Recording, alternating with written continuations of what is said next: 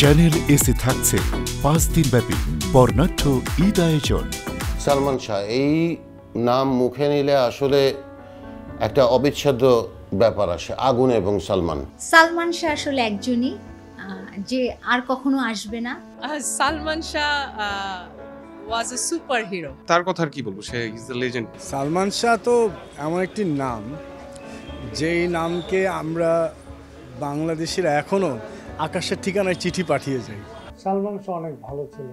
যে আমি যেমন ওনার ভক্ত, আমার মতো কোটি কোটি ভক্ত। ঈদ আয়োজনে বিশেষ অনুষ্ঠান হৃদয়ে সালমান দেখবেন ঈদের 5 দিন বিকাল 3:30 শুধুমাত্র চ্যানেল এসের পর্দায়। বর্ণাঢ্য এই ঈদ আয়োজনে চ্যানেল এসের সঙ্গেই থাকুন।